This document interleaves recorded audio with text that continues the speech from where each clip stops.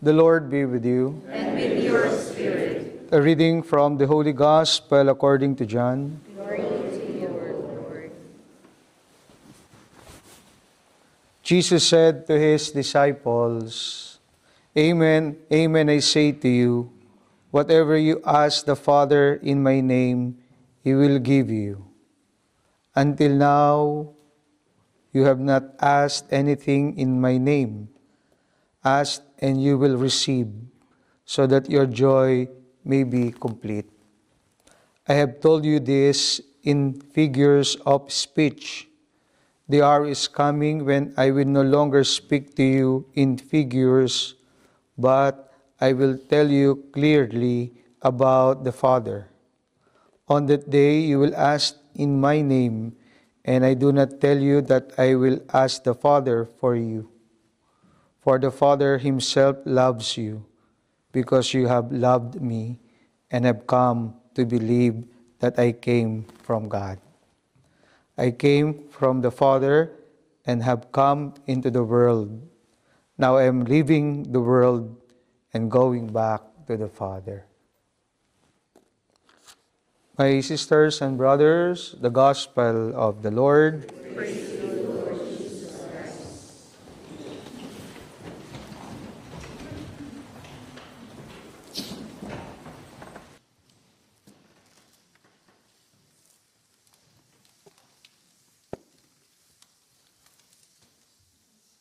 When Bernadette left Lourdes and entered the monastery, I guess it was shared to you that one of her promised not to speak again of the apparition she experienced in Lourdes. And when she came here, the story is that she only told about the apparition once and never repeated. She never drew attention to herself. When she was here, she got sick, and you can ask the doctor, what does it mean to have a TB in the bone? Meron siyang TB sa bones. Ano po? And sabi ng mga doktor, that's a very painful sickness. And yet, when Bernadette was asked to scrub the floor, she would never complain. Only it was revealed to the doctor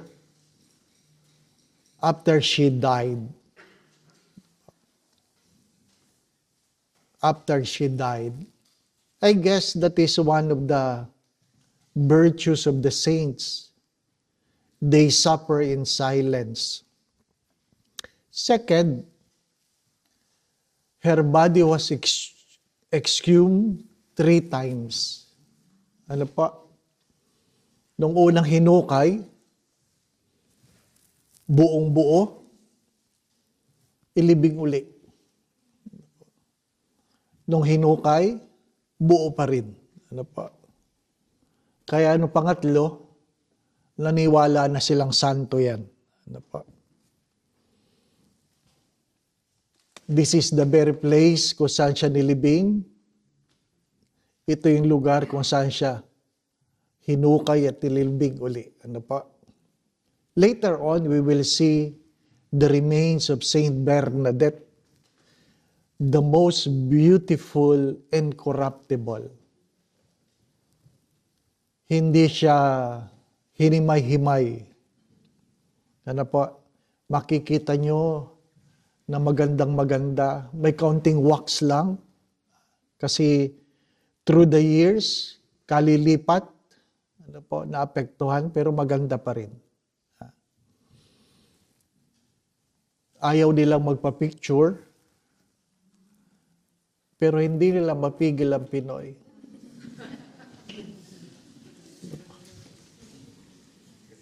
Pakiusap po, pag nagpa-picture, ano na lang, wag masyadong halata. At walang flash. Walang flash. Ano po?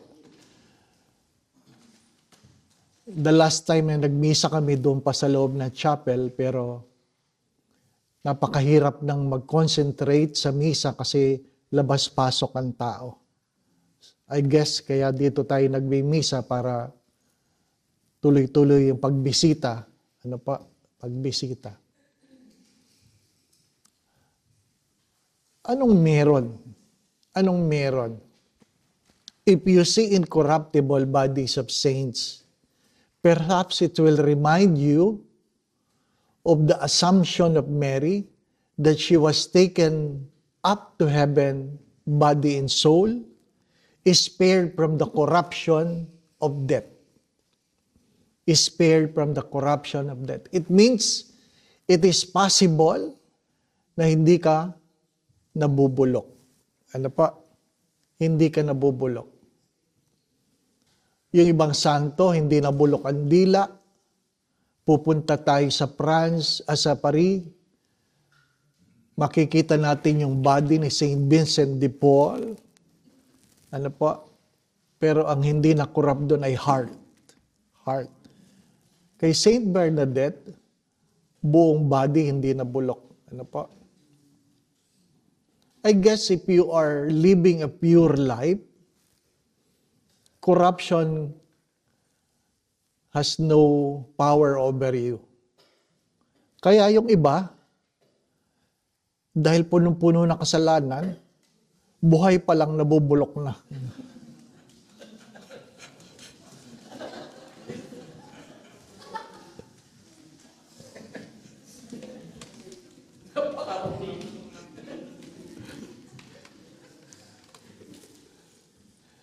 Why I'm saying this to you? You know, my father is a Protestant. Ang aming mga disagreement palagi ay the veneration towards Mary and towards the saints. Ano po? And I would always ask him, how can you explain the incorruptible? At tatahimik na siya. Tatahimik na siya. Ano po? Kasi wala naman sila mga santo. Di po ba, ano? Wala sila mga santo. They question the way we give respect to the saints, to the remains of the saints, kasi wala sila nun. I guess, to have this is a way of encouraging us. Is a way of encouraging us. And maybe it's good to imagine yourself. Imagine yourself. Ano pa? Hindi ko makalimutan yung biro ni Bishop Sok. Sabi niya, mag-ipon ka ha. Mag-ipon ka. Siguraduhin mo na maganda ang iyong lamay. Ano pa?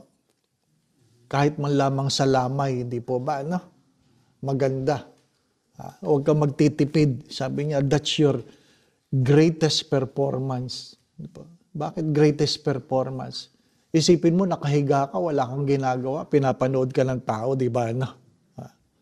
Ay kung pangit nga naman yung lamay mo, di ba? No? Lahat na lang ng dadaan, pangit, di ba? I guess nakapunta na kayo sa mga lamay na kung saan nasabi nyo, ang ganda naman, di ba, no? Ang ganda naman ng makeup, parang natutulog lang, di ba, no? Pero nakapunta na rin kayo sa lamay na nasabi niyo talaga, pangit naman ito, di ba ba? Nagmisa na ako sa patay na talagang pinagdasal ko na sana wag ko mapanaginipan ito. Kasi ang pangit, di po ba, no? Ang hirap nun. Yan ang katotohanan ng buhay. Ang katotohanan ng kamatayan. Feeling natin, pag tayo'y makapangyarihan, mananatili tayo sa ating kinatatayuan. We have the feeling that we will stay where we are. we will remain where we are. And death will really confront us of who we are. Darating tayo doon. Ano po? Darating tayo doon. Noon, hindi pinapayagan ang pari na i-cremate. Ngayon, pinapayagan na. Kaya, pag may sakit na yung mga pari, tinatanong na kami, ano ba? Kahon o garapon? Ano po? Kung kahon, may kabaong, di po ba, no? Kung garapon, di cremated, di po ba, no? Maganda din yun sa inyo, tanong nyo. Ano po? Kahon ba o garapon, di po ba, no? Sabi, ano ba, Father? Full glass, half glass, di ba? Half glass lang, di ba, no? Mahirap yung titingnan po pati paa mo. Kung naka-Nike, di ba?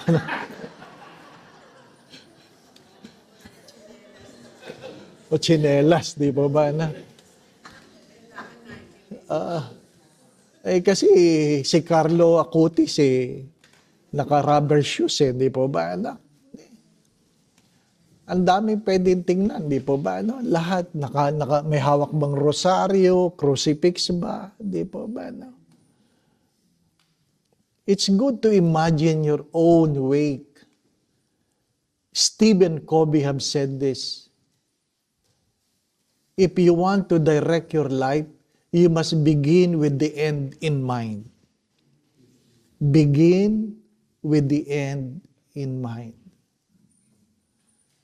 It is not something you dream. It is something you work on. You work on. Hinahanda mo ang sarili mo. Di po ba? Hinahanda mo hindi lang yung bukas, kundi yung pati sa huling araw at pagkatapos ng buhay mo sa mundong ito. Jokingly, I always say, dalawa lang naman ang pupuntahan. Smoking or non-smoking. Di po ba? Wala. We have to accept.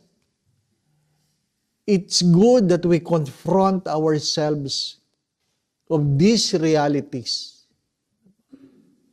Of these realities. Yung mga pinag-aawayan natin, magkakapatid, dahilan ng ating tampuhan, mga isinasama ng loob natin, ano po? Ano yung mga pinapahalagahan natin? What are the things that bothers you, the things that worries you, the things that irritates you? Ano yung mga bagay-bagay na yan? Di po ba, ano? Sa dinami-dami ng damit na binili mo, ano ba talagang isusuot mo sa huling araw? Di po ba?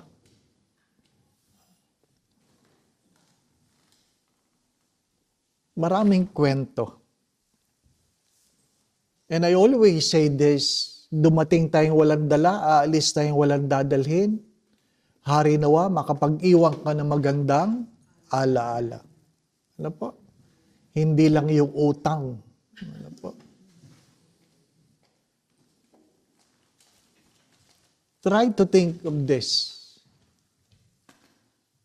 Yung iba nga namatay, ni hindi nila kayang tanggapin ang itsura nila pag sila'y namatay. Pinapakrimate nila ang sarili nila kasi ayaw nilang sila'y sinisilip-silip. Di po ba, ano? Namatay ng 80, ang pinahandang picture nung sila'y 60. Ang hirap nung ganun. Pumasok ako sa isang chapel. Nung tinignan ko yung picture, hindi naman ito namatay. Pero nandun yung anak. Sabi ko, yan na ba yung nanay mo? Opo, Father. Bakit yan ang picture? Yan po ang binilin. 60. Parang, hindi mo ma-relate, di ba? Hindi mo matanggap, di ba? Mamili na kayo ng picture. Oo, di ba? Maganda din yung mga picture sa pilgrimage, di ba? Ano?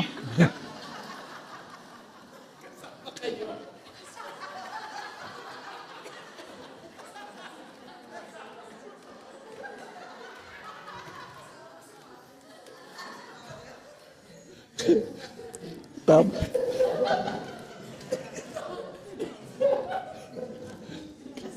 Katabi mo si Father Joel.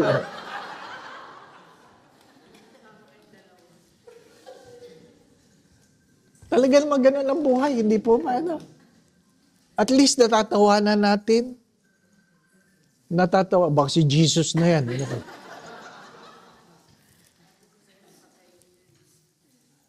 What I'm trying to say, we have so many concerns.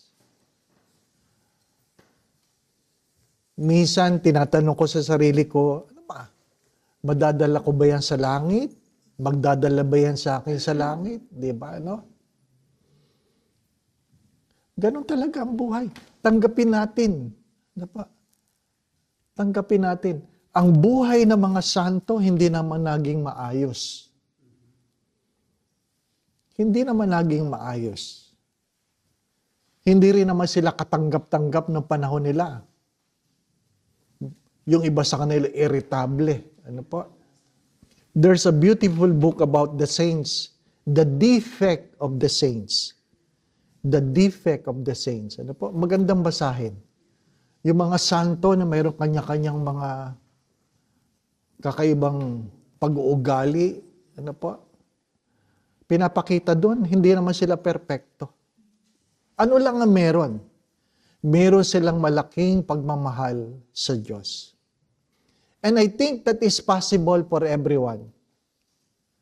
That we grow and we live a life with a big heart for God.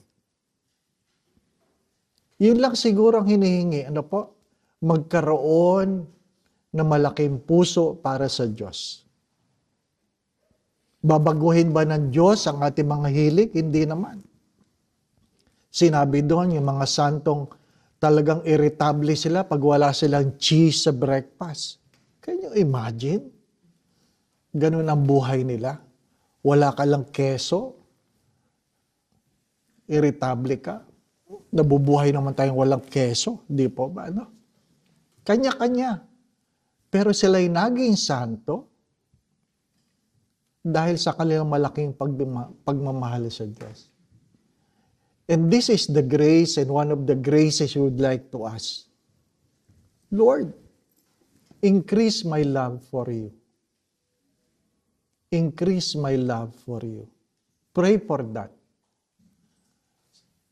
Upang kung ano man ang ating mga irritation sa sarili natin mga pamilya, magawa natin ang may pagmamahal.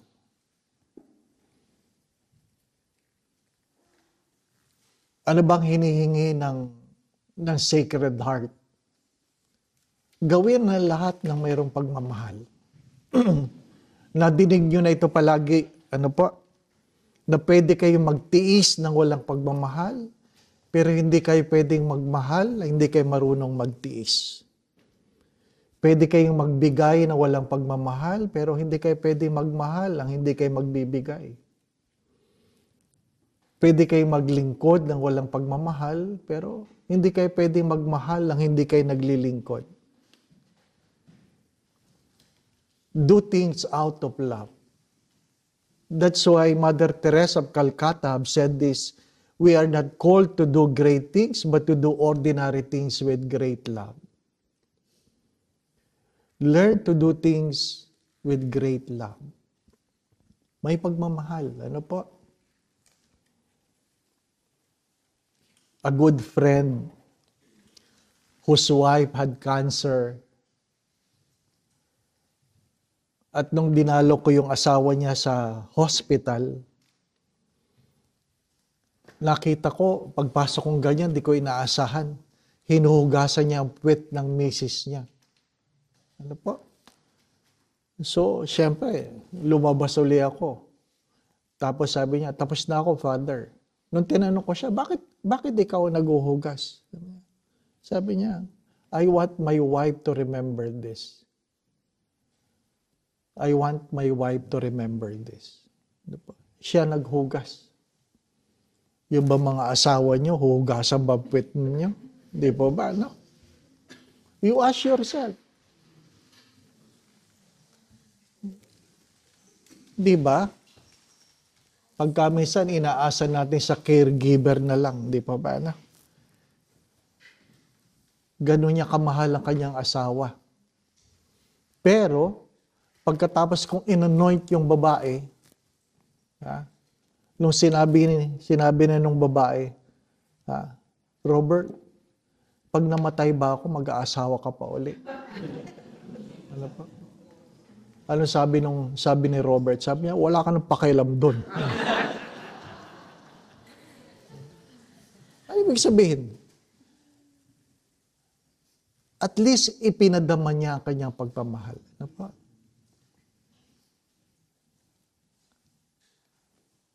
Marami kaming ginagawa bilang pari. Ako, inaamin ko sa inyo, there were times na ginagawa mo pero hindi dala ng pagmamahal. Makatapos lang. And lately, I was convicted and said, and deep inside me, ginawa mo na rin lang.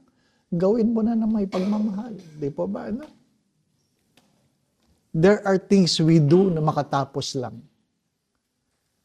Hopefully, the grace of this place, through the intercession of Saint Bernadette, whether we scrub the floor, we wash the dishes, whatever, may we learn to do things out of love and with love. May we learn to do things out of love and with love. Ano po? Kahit ano. Kahit ano. Ano po? Seriously, kahit ano. Do things out of love. And it takes time. It takes practice. It takes habit to do it. When you carry the things for your wife, for your husband, di po ba, no? Little things can be done out of love.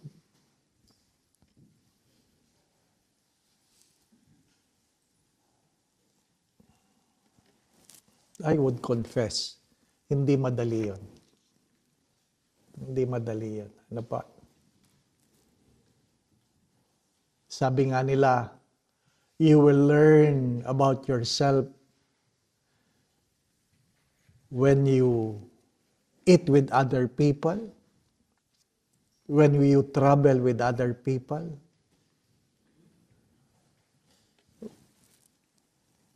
when you spend money with other people.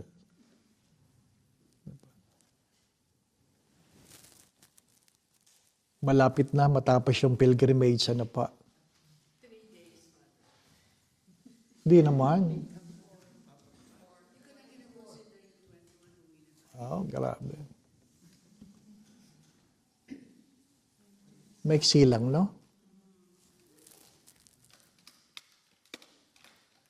Mamimiss nyo talaga. Di ba, no? Kaya yung iba, wala sinabi kundi babalik ako.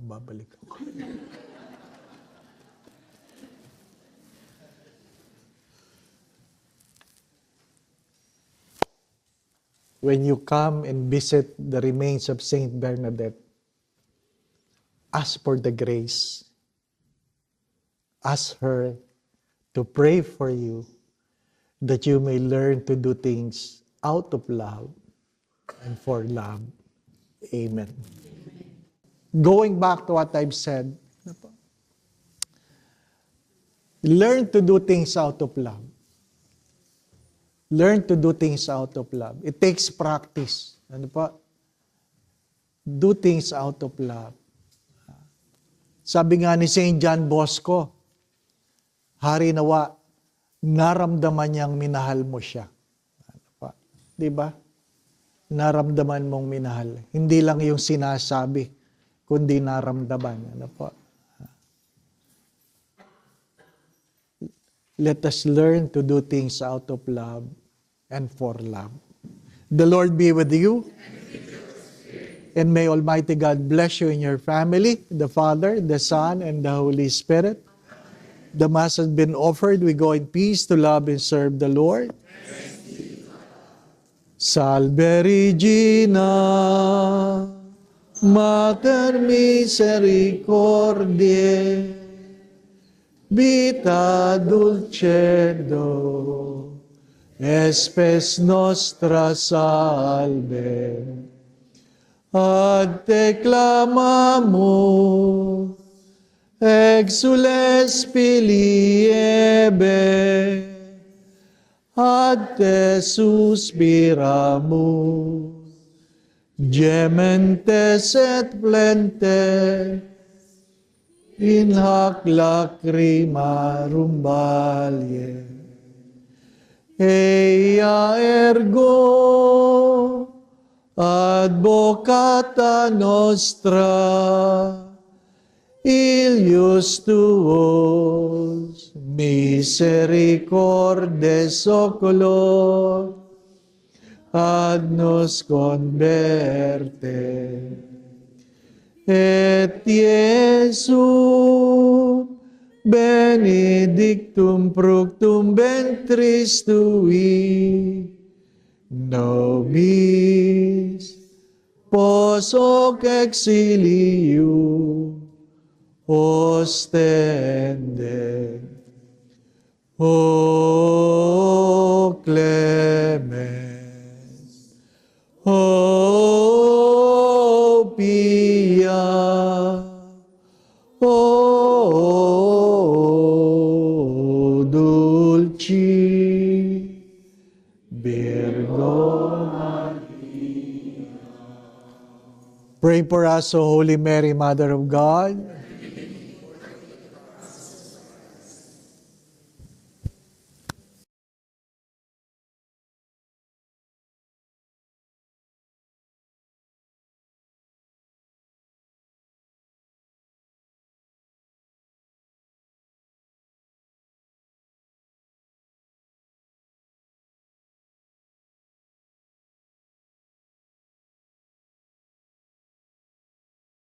The Lord be with you. And with your spirit.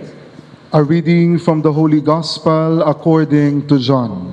Glory to you, O Lord.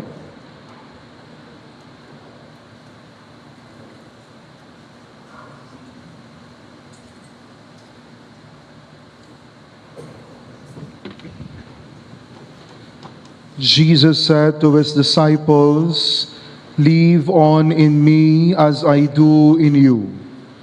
No more than a branch can bear fruit of itself apart from the vine. Can you bear fruit apart from me? I am the vine, you are the branches. He who lives in me and I in him will produce abundantly. For apart from me, you can do nothing. A man who does not live in me is like a withered, rejected branch, picked up to be thrown in the fire and burnt. If you live in me and my words stay part of you, you may ask what you will. It will be done for you. My Father has been glorified in your bearing much fruit and becoming my disciples. As the Father has loved me, so I have loved you. Live on in my love. You will live in my love if you keep my commandments, even as I have kept my Father's commandments and live in his love." The Gospel of the Lord. Praise to you, Lord Jesus Christ. Happy Fiesta po sa inyong lahat.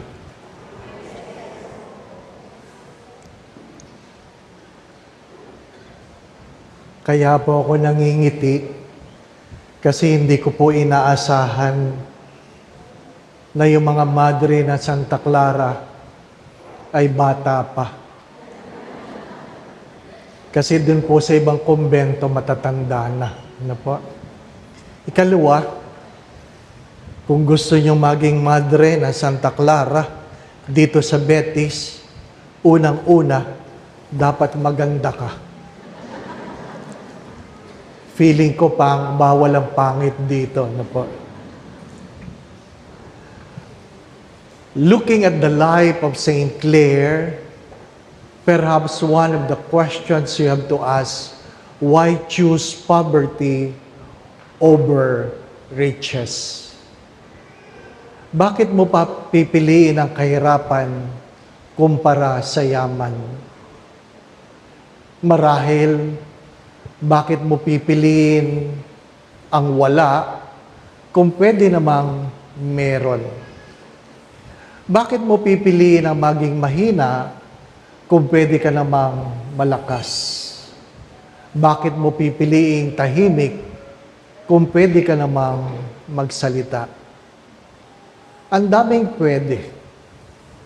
Pero ang paalala ay, unang-una, binigyan ka ng Diyos na kalayaan, ang piliin ang iyong bukas. Ang unang pong parokyang aking pinaglingkuran bilang kura paroko ay dumilim pa lang ang langit, bumabaha na. Dumidilim pa lang. Ano po, hindi pa naulan. 2 taon at kalahati ako doon na talagang ang buhay mo ay baha, maputik, maitim, mabaho. Palaging sira ang aming niler. Kasi pag nababad sa tubig, sira agad. Ano po? Doon ako tinubuan ng alipunga. Ngunit, ang kahirapan doon ay hindi yung kalalagayan, kundi ang kawalan ng mga tao na nakatira doon. Nakwento ko ito kahapon na ang aking unang koleksyon sa parokyang iyon ay 1850. 1850. 1999 sa Maynila. Kung sa probinsya, pwede mong isipin. Pero Maynila yun, 1850. Ano po? 3 beses kong binilang 1850 talaga. Ako po ay napaiyak. Nakasalampak ako sa sahig dahil dinala ng dating kura paroko ang kama. Butas ang dingding kasi dinala ng kura paroko ang aircon. Dinala niya lahat kasi sabi niya sa akin, Dave, baka naman pwede kong dalhin yung mga naipon ko kasi yung lilipatan ko, mahirap din. Dala ng paggalang, sabi ko, opo, sige po, huwag po kayong mag-alala, dalhin po nyo. Hindi ko naman po alam na inipon niya lahat yon. Kaya dinala niya lahat. Ano po, walang naiwan sa akin. Bakit ako umiyak? Kasi, dati na akong may trabaho. Dati akong mechanical engineer. Hanggang ngayon naman. Kaya lang, dahil sa aking profesyon, kumikita ako ng maayos. At nang iniwan ko ang profesyon na yon, hindi ko inaasahan na gano'ng kahirap ang aking haharapin. Tinanong ko lang, bakit? At sabi ko nga, Lord, kung ako ay hahayaan mong humingi, huwag mong pahihintulutan ako'y maging mayaman, na ikaw ay makakalimutan ko, pero huwag mo nang pahintulutan ako'y mahirap, na ikaw ay susumpa ko. I pray that God will not allow me to become rich, so that I will forget Him. But please do not allow me to become poor that I may curse you. Ganon talaga ang pagsunod sa Diyos. Ganon talaga. Ang tanong ay, gaano kayaman ang gusto mo? Gaano karaming pera ang gusto mo? Gaano katanyag ang gusto mo? Gaano kalakas ang gusto mo? Magsabi kayo. Yung mga may hinihingi, hindi naman masamang humingi. At palagi ko po yung sinasabi, Hindi bali ng humingi at hindi makatanggap kaysa wala kang natanggap kasi hindi ka naman humingi. Humingi ka. Malay mo ibibigay, di po ba? No? Pero kung ano man ang inyong hinihingi, maganda pong itanong bakit. Bakit mo hinihingi yan? Gusto kong yumaman. Sabi ng isang estudyante. At tinanong ko, bakit? Kasi gusto ko pong bumili ng kotse. Bakit gusto mong bumili ng kotse? Sabi niya, Father, iba pa rin ang pakiramdam pag umiiyak ka sa loob ng kotse kumpara sa tricycle. Marahil, magkaiba nga ano. Pero, bakit mo naman iniisip yung ikaw iiyak? Pwede naman palagi kang masaya. Di po ba? Pwede naman palagi kang masaya na kahit ikaw ay naglalakad. Ano ang iyong hinihingi at bakit? Bakit tinalikuran ni Santa Clara ang yaman ng mundo? Tinalikuran niya ang pagkakataon na siya'y makapag-asawa. Bakit nga ba? Ang sagot ay, hindi ko alam. Pag nagkita kayo sa langit, tanungin niyo siya. Di po ba, ano? Sapagkat, alam ko lang ang maaring mga kadahilanan. Pero nung ako po ay na-stroke 4 years ago, completely paralyzed. Completely paralyzed. Walang nararamdaman simula leeg hanggang paa. At inaamin ko, sa kalalagayan kong yun, sinabi ko talaga sa Diyos, Lord, kung gulay rin lang, patay na lang. Kung magiging gulay rin lang ako, payagan mo na lang akong mamatay. Bakit? Mahirap ang gulay, di po ba? Ano? Kahit nga sa pagkain, ayaw ang gulay eh. Yung pa kayang gulay, ang kamag-anak na binabantayan ka, hindi po ba? Na kahit gaano kakayaman, pag gulay, walang saysay ang liyaman. Kaya sabi ko, Lord, kung gulay, patay na lang. Pero, mabait ang Diyos. Ngunit, yung karanasan na ikaw ay nasa ICU o ikaw ay nasa emergency room na hindi mo man lang nararamdaman ang anong nangyayari sa iyong katawan, na pag dinapuan ka ng langaw sa mukha, di mo lang kayang bugawin, hinihihip-hip, ayaw, di ba ba ano? Wala. A kind of poverty that even money cannot solve.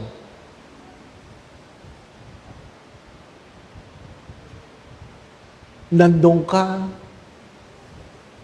marahil sa itsura ko, sabi kagad ng doktor, sa kaibigan kong doktor, Father, they might not make it.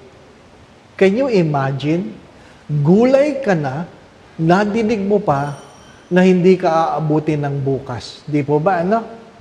And the thought of death is more dreadful than death itself. Father, nararamdaman mo ba ito? Hindi. Lahat. Wala kang naramdaman. Ipinasok ako. Nag-MRI. At habang pinapasok ako, sabi ng doktor, Father, huwag kang kikilos, ha? Anong ikikilos ko? Paralyzed nga eh, hindi po ba? Ano? Kahit sila, hindi nila naiintindihan ang ibig sabihin ng paralyzed. Pinasok ka doon, wala kang magawa, inilabas ka, pinag-uusapan nila kung anong gagawin sa iyo, 1 buwan sa ICU, mga 6 na buwan sa hospital yan. Ha? Iniisip mo, magkano kaya yun? Di po ba, ano? Magkano kaya yun? At ito ang pinakamalala. Nung ililipat na ako sa emergency papunta sa ICU, ito ang pinakamahirap. Ang alin? Father, ililipat ka po namin, pero kailangan mong mag-diaper. Kailangan mong mag-diaper. Paano ako magda-diaper? Tatanggalin nila ang pantalon mo. Di po ba, no? Father, tatanggalin ko ng pantalon mo. Oh. Di ba, ini-imagine mo, hindi ka makagalaw, tatanggalin na. Father, ibababa na ang brief mo. Ha? Hindi ako makamulat. Nakakarinig lang ako at nakakapagsalita. Gusto ko sanang sabihin, sino ang mga tao dyan na makakakita, di po ba, na? Habang binababa, Father, binababa ko na. Kailangan pa sabihin sa akin, Father, binababa ko na. Total, naglalaro tuloy sa isip mo kung ano nangyayari, di po ba, no? At sabi ko, yan na Lord, makikita na nila. Natatawa kayo. Kasi hindi niya naman naintindihan ang kalalagayan ko. Pari ako eh. Di ba? O hindi na lang ako, mabili na lang kayo sa kanila. Di ba? Kahit madre. Igagalang ba ng hospital ang iyong posisyon sa buhay? Hindi. Kahit gano'n kayo kayaman, wala. Kahit ano ang inyong pinag-aralan, wala. Magsabi kayo. Sabi nga ng isang obispo, naku, ganyan-ganyan ako, ganyan-ganyan ako. Noong ako'y na-ospital, hindi man lang sila nanabi, obispo ako. Pare-parehas lang, di ba ba na? The kind of poverty that our God allowed to happen to Him. Hinubaran ang Diyos. Iniwan niya ang yaman ng langit para sa iyo. Gusto ko pong maintindihan niyo yun. Iniwan ng Diyos ang langit para sa iyo. Hinayaan niyang siya'y hubaran. Hinarap ang kahihiyan na wala naman siyang ginawang kasalanan. Yun lang. Yun nga, may karamdaman. Wala akong magagawa. Di po ba? No? Wala akong kalayaan. Pero ang Diyos may kalayaan na magsabing, huwag niyong gawin yan. Aantayin ba natin na ang panahon ang humusga upang tayo'y maging dukha? Kaya habang meron kang pagkakataon na magbigay, magbigay ka. Dahil darating ang araw, wala kang kakanyahan na tumanggi kung ano man ang kukunin sa iyo. If you have still the strength to give, give, because someday you will not have enough to keep what you have. Gusto nating mahaba ang buhay, pero wala tayong magagawa na bahagi ng haba ng buhay ang pagtanda. At bahagi ng pagtanda ang alin? Ang pagiging mahina, masakitin, di po ba? At binabaliwala. Sabi nga ng isang monsenyor, nung nakita niya na mayroong mga nagpapapicture sa akin, sabi niya, Dave, noong ako'y bata, ganyan din ako. Ang dami nagpapapicture. Hindi na niya tinuloy ang kanyang sasabihin, pero alam ko ang ibig niya sabihin. Darating ang araw, tatanda ka rin. Makakalimutan ka rin ng tao. Di po ba, ano? Kasi pag batang pari, amoy pari pa. Pag matanda na, paring may amoy na. Wala nang lumalapit. The poverty that you can never imagine. My dear friends, the greatest poverty perhaps that people are so afraid to happen is when we become useless. Yung wala na tayong pakinabang. Na ang sarili mong anak ay hindi ka napapansinin. Na ang sarili mong kaibigan, di ka na rin papansinin. Ang malungkot na kwento, malakas ka pa, di ka na pinapansin ng asawa mo. Di po ba? The poverty that we are being invited, my dear friends, my dear brothers and sisters, is the poverty to make a choice for God. The poverty to make a choice for God. People are so afraid to make a choice for God because they are so afraid to lose the things they have that in the very beginning, they have nothing. Takot na takot tayo na mawala ang ating mga pinanghahawakan dahil nakakalimutan natin na sa simula ng buhay, dumating naman tayo talagang wala. Salat, bukas ang palad na wala. At paulit-ulit ko po yung sinasabi, dumating tayong dukha, mamamatay tayong dukha. At sabi nga ng isang pari sa kanyang sakristan, kung saan ang mga simbahan noon, ang ilalim ay libingan. Sabi niya, kumuha ka nga ng isang bungo ng mayaman at isang bungo ng mahirap. Isang oras yung sakristan sa ilalim, sa katakob. At paglabas niya, wala siyang dala. At sabi ng pura paroko, o bakit wala kang dala? Sabi niya, Father, pare-parehas lang silang itsura. Pare-parehas lang ang bungo. Hindi ko alam doon ang mayaman. Hindi ko alam doon ang mahirap. Gaano man kaganda ang iyong kutis, pag ikaw ay namatay, bungo ka rin. Di po ba? Kaya kaming mga pari, pag malapit na, tinatanong na ng aming in charge ng health, sabi, ano ba, Father? Kahon o garapon? Di ba, ano? Hindi ko alam sa salisyan kung tinatanong kung kahon o garapon. Ano ibig sabihin ng kahon? Gusto bang may kabaong o garapon? Cremated. Di po ba, ano? Dapat kayo magsabi na. Kung gusto nyo, magpalagay ako ng listahan dyan sa labas. Pumila kayo, sabihin mo kami kahon, kayo garapon. Di po ba, anak? Pero, malalaman mo ba kung ikakahon ka?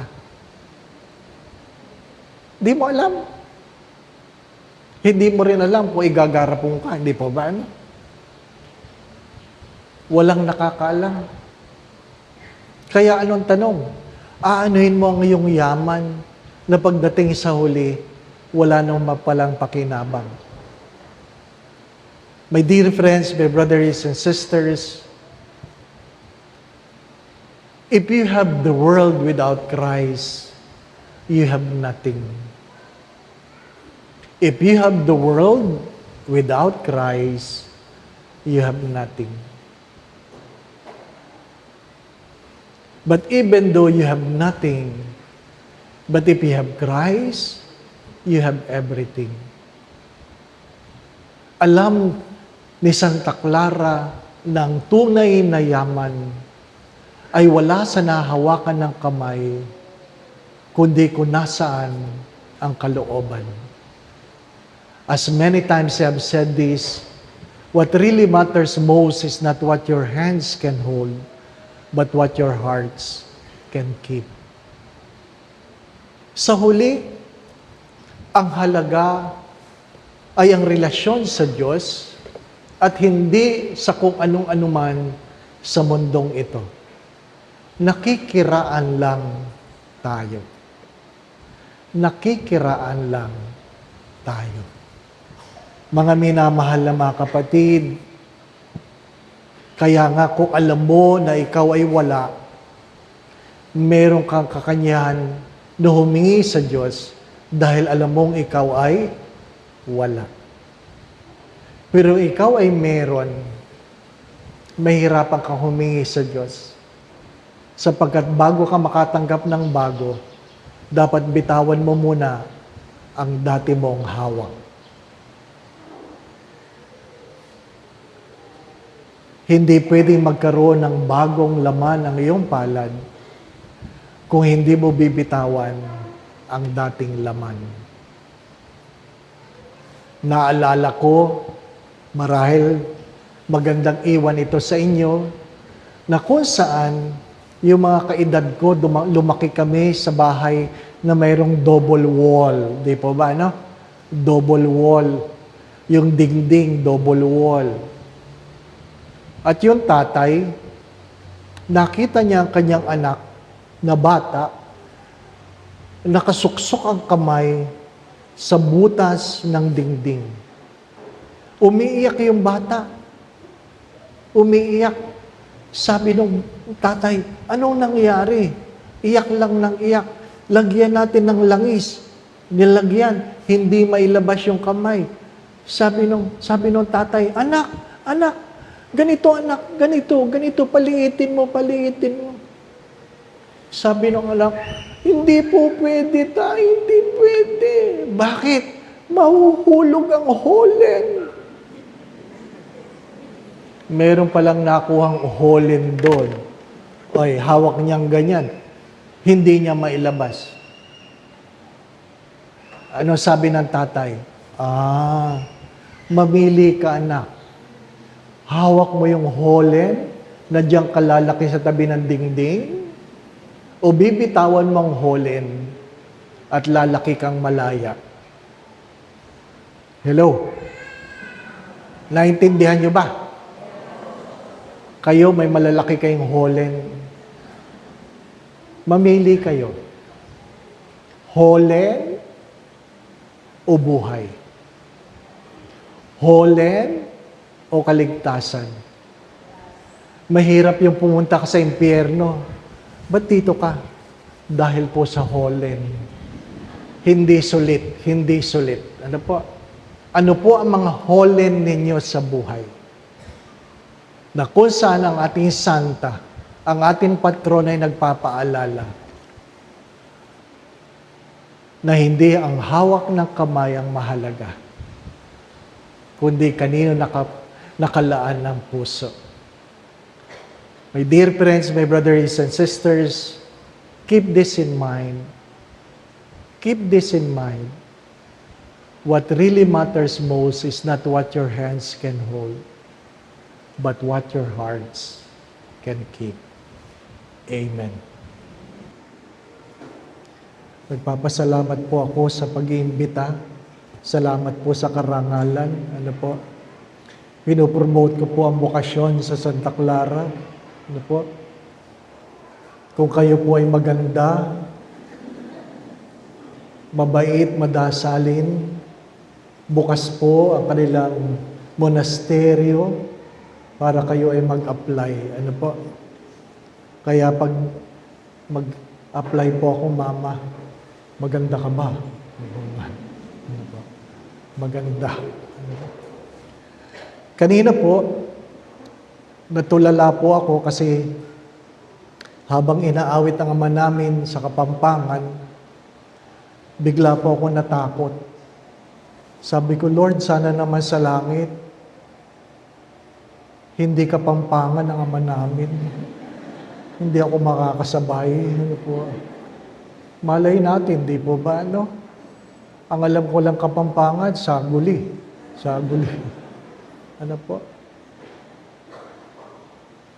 What I'm trying to say, you will never know how you will be humble before the presence of God.